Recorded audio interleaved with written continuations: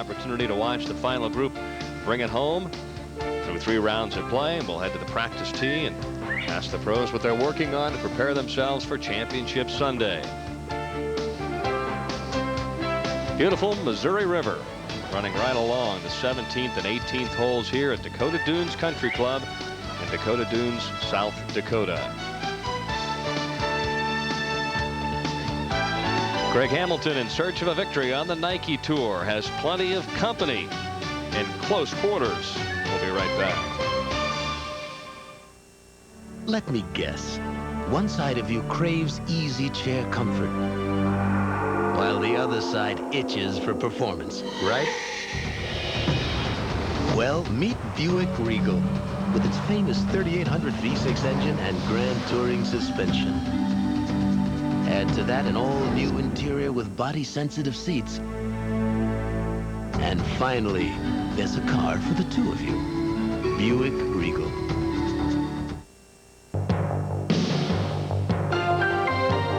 Vic Wilk is spiritual. Vic Wilk is spur of the moment. Have some fun. Vic Wilk is feeling a little nervous right now.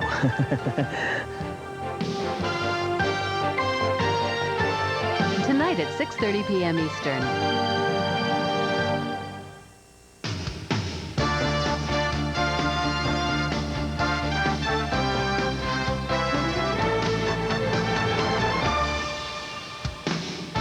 Welcome back, everyone, to the Scorecard Report, live from Dakota Dunes Country Club in Dakota Dunes, South Dakota. Before we get to our final group at 18, time to go down and get updated on the world of golf from our studios in Orlando, Florida. Take it away, Linda Cardwell.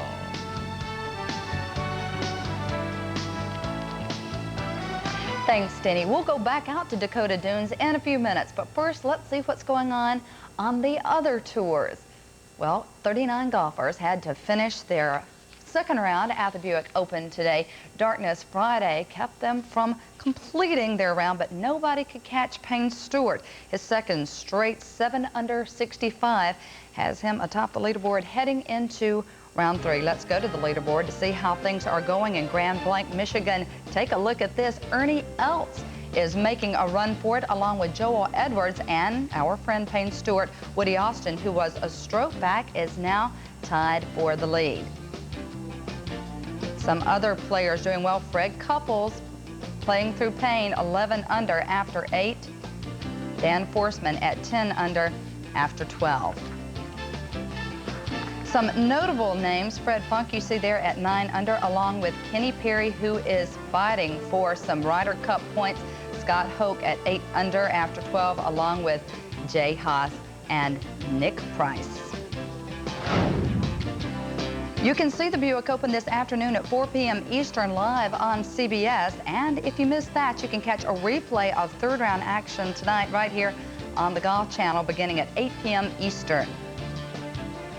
Last year, Jesper Parnevik was Sweden's highest placed golfer in the Sony rankings, and he came within a hair of winning the British Open over world number 1 Nick Price. This year, Jesper is threatening to win his country's biggest tournament, thus becoming the first Swede to win the Scandinavian Masters. Well, it was a beautiful day for the third round in Stockholm. Jesper Parnevik putting for birdie on number 9. He rolls in the 10-footer and gets to 10 under. Then his approach on the par 4 10th hole takes the big divot. The ball looks like it will go towards the hole, but it bounced backwards. Still within easy birdie range, however, and Parnevik gets to 11 under. Parnevik parred 11 and was attacking again on number 12. His third shot into the par 5 sets up another easy birdie. 3 birdies in 4 holes gets Parnevik to 12 under. Chasing Parnevik, Scotland's Colin Montgomery. The birdie putt on 17 falls, and Montgomery is 3 back at 9 under. Montgomery kept the hot blade on 18. The birdie putt from the very next area code travels in. Montgomery posts a number in double digits, 10 under. Michael Campbell was also looking to get to 10 under on the 18th. His putt from closer range, and it falls. Campbell's third round 70 puts him at 10 under. But the man of the hour certainly was the hometown favorite. Jesper Parnevik. He pulls the fairway wood into some of the 100,000 faithful on the par 5 16th. But he still manages to have a shot at birdie. And Jesper drains it. He finishes the day with a 3-shot lead at 13 under over Montgomery and Campbell, who held the 3rd round lead at the British Open after a spectacular out from the road hole's treacherous bunker. England's Roger Chapman, with a great 3rd round 66, moved to a tie for 4th. Barry Lane had been 2 shots out of the lead after the halfway point at the Scandinavian Masters, but he falls to a tie for 9th with Jimenez and Janssen. Some notable names. British Open winner John Daly follows up a 2nd round 74 with a 67 to move to 4 under, along with Vijay Singh, the returning champ. Another popular Swedish player, Jarmo Sandelin, is at +4 after a promising 1st round 69. The only place to see the Volvo Tour Scandinavian Open is right here on the Golf Channel. The final round coverage starts Sunday morning at 8:15 Eastern. On the ladies' tour, they've had fog and rain that shaved 18 holes off the 4-round McCall's Classic on Stratton Mountain in Vermont. After Friday's round was finished this morning, newcomer Katrin Nilsmark of Sweden and veteran Allison Finney emerged the co-leaders heading into today's 2nd round. Well, it's still drizzling in Vermont, and here's where the ladies stand. In the dampness, Pat Bradley pulling ahead of the pack at 8 under. Fergie at 6 under, along with Colleen Walker, who still has 7 holes to go. Jane Geddes at 5 under, along with Patty Sheehan and Allison Finney and Dottie Mockery. Let's take a look at the seniors. They're playing at the first PGA tournament sponsored by the Veterans of Foreign Wars, and Vietnam veteran Buddy Allen was leading after the 1st round. He hasn't teed off yet, but Tony Jacqueline is pulling into a good position. He's 4 under after 9, along with Wargo, Keeper, and Getz. Dell Douglas at 3 under after 9, along with Larry Gilbert. Also at 3 under, Murphy, Stockton, Summerhays, Eichelberger, and Gilbert. To get the full story on all the tours, tune into Golf Central tonight at 7:30. We'll have highlights and interviews and the stories on golf that you won't get anywhere else. Well, be sure and join us right here on the Golf Channel for that. And now, let's send it back to Denny Schreiner and Jim Nelford, who are in South Dakota following the young men of the Nike Tour. Gentlemen, take it away. Thank you very much, Linda. And a moment ago, the 3rd shot of Sonny Skinner here at 18.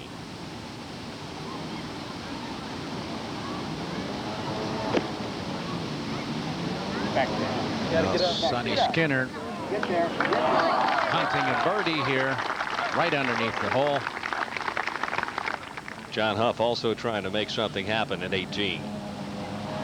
And watch this one. Hunt down the hole. Come on back. That's far back. Yo-yo wedge shot there. Now Huff for a birdie. It'd be fitting for him to make this and tie for the lead. Get it there, John. Every hole on the backside, he struggled trying to get the ball to the hole. Played a lot of nice iron shots. Now Greg Wisman at 18.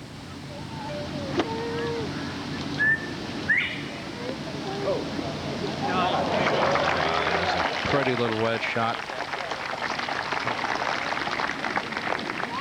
Now back live to 18. Sonny Skinner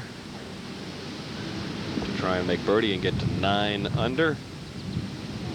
Talk about a roller coaster ride for Sonny Skinner. 27 pars, 16 birdies, 8 bogeys, an eagle, and a double bogey. He makes this for birdie. He'll have 27 pars and 27 others.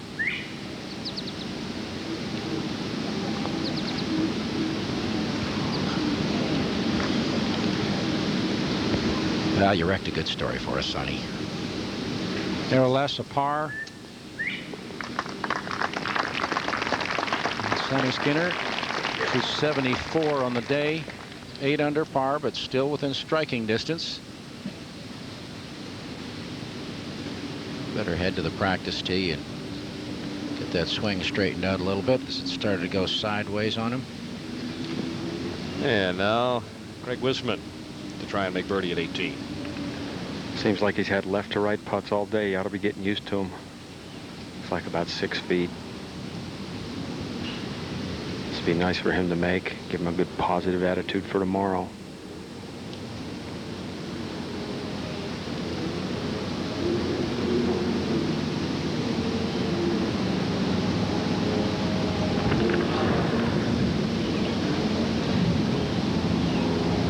Excellent opportunity squandered there.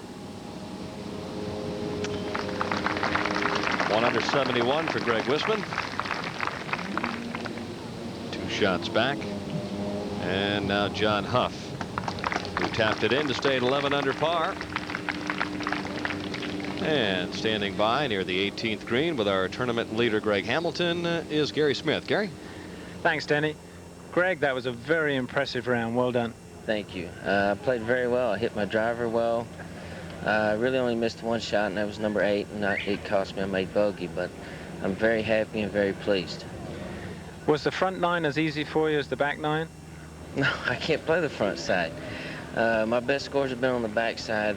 It's a little bit tougher, and I do concentrate a little better on the tougher holes. I mean, for 9 holes, and the front side isn't that hard. I just haven't played it that well. Well, it seemed like on the back 9 you hit the ball very solidly. A lot of iron shots were pinned high. Was it easy to pick clubs out here this afternoon? Yes, it wasn't very windy through most of the backside until we get to 18, and you get out here on the river, and I mean, you feel the wind. Dave and I picked the clubs very well. He put the club in my hand a couple of times when we were in between, and it paid off, and I'm very happy. Were you peeking at the leaderboard every now and again? Oh yes, I took a look every now and then. I wanted to get up there with the leaders. I didn't want to stay down, and once I got ahead, I didn't get anything going. But yeah, I saw how I was doing. Well, I think this is the first time that you've been in this position before, leading an event going into the last round. How do you feel? I feel very well. I haven't made any long putts yet, but I'm hitting my driver well. I'm not missing very many fairways. I'm hitting a lot of greens, so I feel very good. Well, thanks for joining us. Good luck tomorrow. Thank you. Greg Hamilton tied, or I should say in the lead by a shot at 12 under par. We'll be back with more of the scorecard report after this. The scorecard report is brought to you by Nicklaus Golf, makers of the new N1 Bear Irons and Metalwoods. By Buick and your local dealers. Remember Buick, the new symbol for quality in America. And by Izod Club. A shirt like this comes along once in a lifetime. The hands of Jack Nicklaus have driven 380-yard greens in playoff pressure. They've buried 40-foot putts to determine the outcome of major tournaments. And they've made golf balls perform in ways others never dreamed possible. Today, they bring you the new progressive-sized Bear Irons. Isn't it time you put your game in Jack's hands?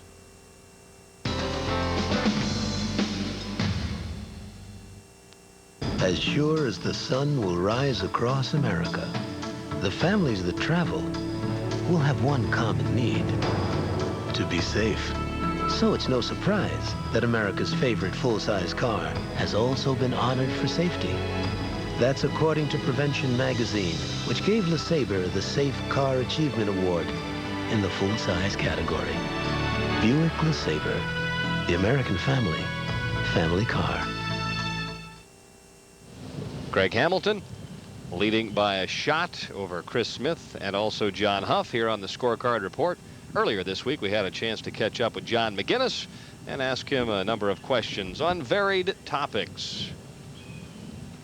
Ooh, my starting golf came a long time ago. I guess like most of the guys out here, I started playing when I was 6 or 7 and loved it. I have a brother that's 2 years older, so he and I would go to the golf course every day, and we were involved in lots of other sports. And at about 14 or 15, we both decided to concentrate solely on golf, and it's worked out well. He's a pro back in North Carolina now, and I'm out here beating it around with all these fellas. Yeah, last year, I fed off of last year at the beginning of this year, too.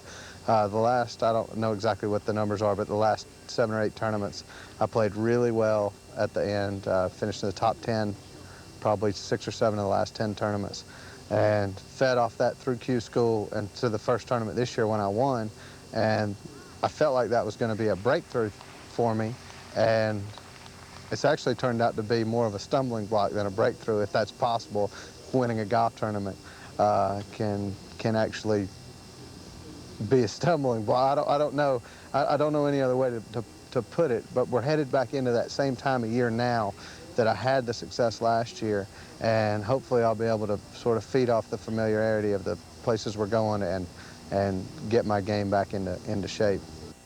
I have a teaching pro back home, Bobby White at Sedgefield in Greensboro, North Carolina. He's been wonderful. He's very supportive, and my family, of course, is 100% behind me. I don't have any sports psychologists. I'm beginning to believe I might need one.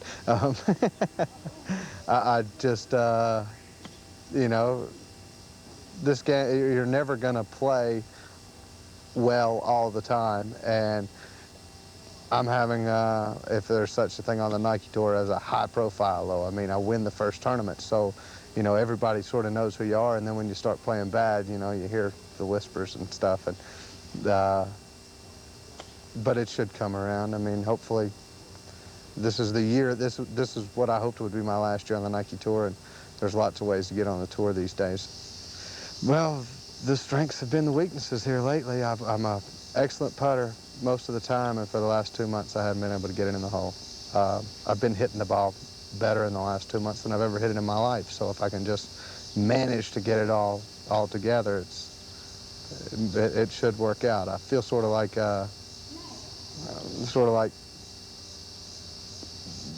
Cecil Fielder, I guess. I mean, you know, every now and then he connects and hits one, but he spends a lot of time whiffing at it, and I've been whiffing at it a lot here lately. Lots of people, I guess. I mean, you want to have the tenacity of Corey Pavin. You want to have the putting stroke of Ben Crenshaw. You want to drive it like Norman. You know, I admire a lot of those guys. I had the good fortune to play in the Open, and I was paired right behind Norman Azinger and Floyd, and got to watch every shot they hit for the first 2 rounds, and that was a great experience. I mean, Norman is phenomenal. I mean, just to watch him, I think I had the best seat in the house because there weren't any spectators between me and the hole, and he's not all that fast a player, so we got to see almost every shot he hit, and it was fun. Fun conversation with John McGinnis. 12 under par, leading right now, Jim. 23 players within 5 shots of the lead, so tomorrow could be a wild finish here at Dakota Dunes. Well, I think it will be, you know, and I'm really going to pick a guy that's going to come out of the pack a little bit. It seems to happen on the Nike Tour a lot that the guys who aren't in the lead, and don't have all the attention on them, are able to just freewheel it a little bit more, and they know they're going to have to go with something low, and the guys are in the last group or two. There are very few of them that really go low because they're kind of trying to protect that lead, and it's something they need to learn here on the Nike Tour, is to take it low when you're in the lead. Well, one guy that's just a shot off the lead is John Huff, and he is standing by now with Gary Smith. Gary? Thanks, Denny. John, 2 under par today, a very nice round. You birdied the first hole. If you would, walk us through your round a little bit. Okay. First hole, I hit 2 really good shots and got just short of the green, and even though my chip kind of ran away from me a little bit, I was able to make about a 15-footer. Got off to a good start. It felt pretty good because that got me tied for the lead. I had a good look at birdie on 2 and couldn't convert it, left it short, and then hit a real good putt on 3, made birdie there. The only miscue of the day was a 3-putt on number 5, and came right back and hit number 7 and 2 and made birdie there. You parred the last 11 holes? I sure did, and every one of them was a good birdie putt. I mean, I was hitting it inside 10, 15 feet with some mid and long irons, starting with 9. One of the best shots I hit all day was a 2-iron into 9 to about 8 feet. And for some reason, the moisture from the rain last night got the greens a little bit slower, and I could never adjust. Well, you're in good position going into tomorrow. Right now, you're what position on the money list? 40? I'm 41st on the money list. I've been making a lot of cuts and just waiting for my week, and hopefully this is it. Well, there are 9 events left, and obviously you can make a huge jump up the money list if you do well here tomorrow. What are your thoughts going into tomorrow's final round? Well, I believe I'm going to be in the last group, which is going to be nice. You get the bigger galleries and the pace of play. You can kind of go along at your own pace, and hopefully the leader will come out of there. But I'm looking forward to tomorrow. I'm hitting the ball extremely well. If we don't get any more rain, maybe the greens will get a little faster and all my putts will get to the hole. But really looking forward to it. Well, we've just heard that you will be in the final group tomorrow, so congratulations. You're going to be playing with Greg Hamilton and Chris Smith. Have you played with them before? I know Chris pretty well. We've played on the Hooters Tour the last few years. And Greg Hamilton, I do not know Greg at all, but it should be a good group. I got a feeling that one of us will play real well, maybe all of us. Well, good luck tomorrow. Thanks for joining us. Okay, thank you. Thanks. Okay. John Huff looking to make a few putts tomorrow. A few extra chip shots to get that short game sharpened up for the final round. We'll be back with more on the scorecard report after this. Intimate, charming, aggressive, and challenging. A blend of casual elegance, superb service, and breathtaking recreation. Mission Inn. Towering forests, quiet lakes, and rolling fairways. Only 35 minutes from Orlando, Florida. Call 1-800-874-9053. Bill the Laggard Jones. A career-putting criminal, he always comes up short. Don't be guilty of a bad golf game. Practice with the pros. On the Golf Channel Academy. Tonight on the Golf Channel, Golf Central at 11, followed by Leaderboard Report at 11:30, and Day 3 of the Buick Open at 12 midnight Eastern Time. Greg Hamilton leading the way by a single shot over Chris Smith and John Huff. Chris Smith at 11 under par with a 66 earlier today out on the practice tee with our Mark Lai. Mark? Thanks a lot, Denny. Well, Chris, I've heard nothing but, good things about your length, your ball striking, but you got to do a whole lot more than that to put rounds like you are together. I'm starting to putt a little bit better, which has been nice. About the last 4 weeks, I've started to putt a little bit better, and I've hit the ball pretty well all year, and everything's coming together pretty good right now. So you're in a stretch right now where just one thought is getting you through the round, is that right? That's right. I'm swinging pretty good right now, so I try to keep it simple. I don't get too mechanical, and I just try to load up the right side and fire it from there. Load up the right side, that sounds kind of frightening to me. Well, I try to make sure I get my weight back and get it on over my right foot, and then fire from there, and it keeps it simple. It doesn't get the mechanics into it, and it's working. Okay, let's talk about your round a little bit. You birdied 14, 15, and 16 today. You had to feel like Superman out there. I made a good save at 13. I think that kind of got me going, and I hit some good shots. I had a couple good 5-irons at 15 and 16. And made 3 birdies, and then almost birdied 17 for 4 in a row, and then kind of missed an easy putt at 18, but I played a nice back 9. That's okay. There's 18 of them out there waiting for you tomorrow. Would you mind showing us how you're loading up that right side right now? Sure, as long as I can hit my driver, though. You get, yeah, okay. We'll try. We've already got a big rainstorm here, but why not? Right. Give it a shot. Okay. Berkey. Where are we going? Going right here. I don't know if the people that own the range balls here are going to really appreciate you hitting driver, but I guess for the sake of TV.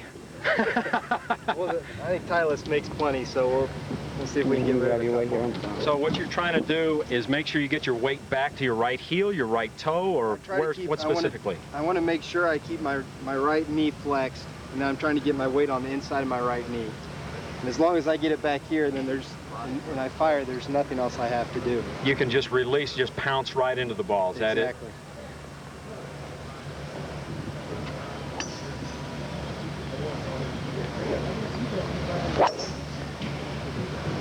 That's your favorite club? Do you have any other favorite clubs? Pretty much anything I can hit hard. Just what I like, some real conservative, short-hitting kid out here.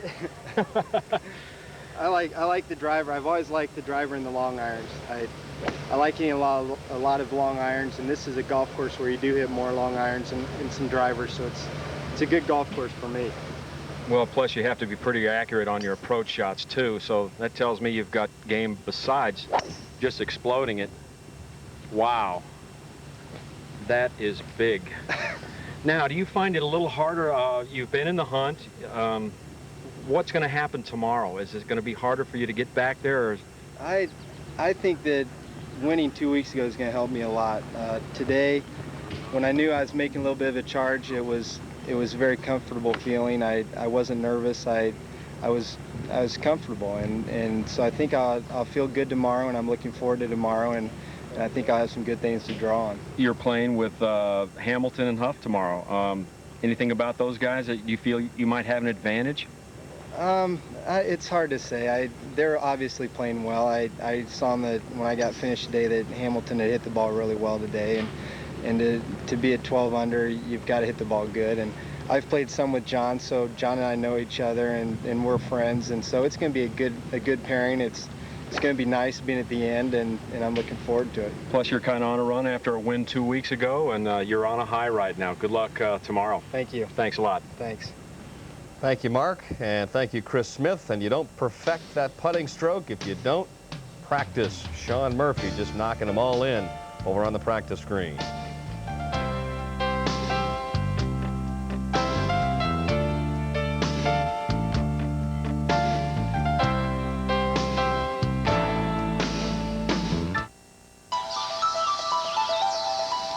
It's a time for preparation. The last moment to sharpen weapons.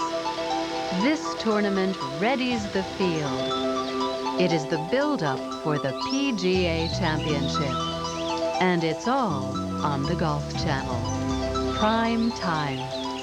Don't miss the Buick Open. Day 3, tonight at 8 p.m. Eastern. The Golf Channel has people talking. Everybody in town is saying the same thing. He really has it. Give me some more information, Joe. Golf Talk Live invites you to talk with the legends of the game. They're really special people to me. Mind in a sportsman is far more important than hitting a golf ball well. Oh, I've been hearing about that. Thank you so much for taking the time to be with us tonight. Golf Talk Live. Get connected today. Coming up next, only on the Golf Channel. 3 rounds completed now in the Nike Dakota Dunes Open. Greg Hamilton is our tournament leader, and Mark Lai is with Sonny Skinner, who had a rather interesting.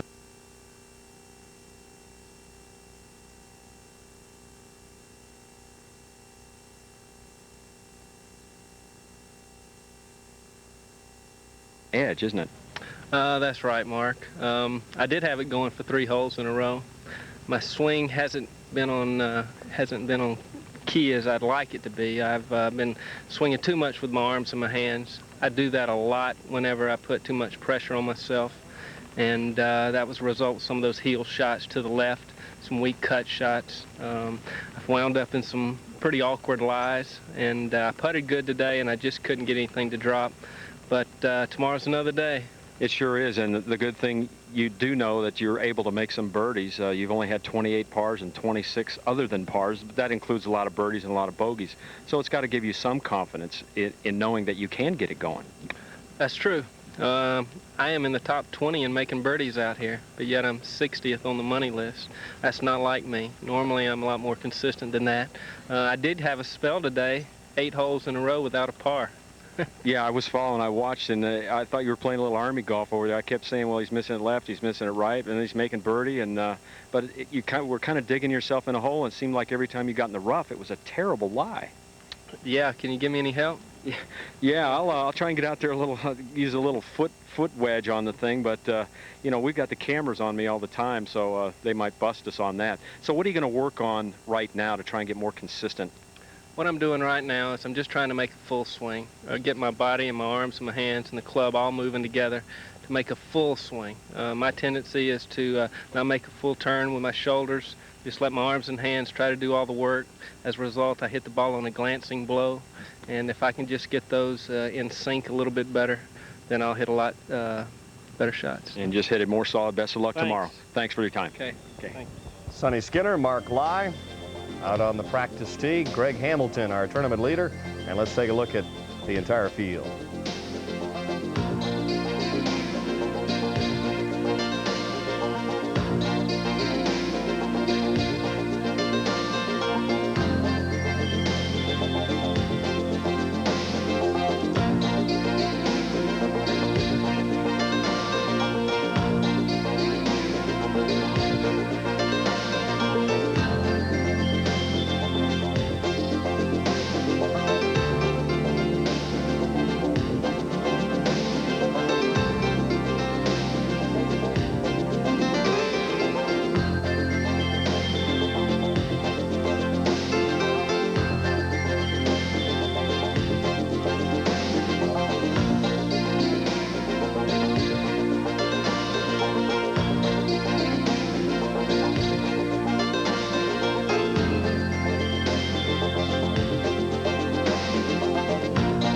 Greg Hamilton at 12 under par, leading the way. Chris Smith and John Huff just one shot back, and a host of other players 2 off the pace. Don't forget tomorrow's final round action in the Nike Dakota Dunes Open, coming your way at 1 p.m. Eastern Time, 10 a.m. on the West Coast.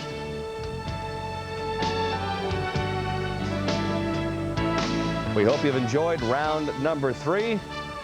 Greg Hamilton's hoping that round number 4 proves to be a championship round. So long, everyone. We'll see you tomorrow.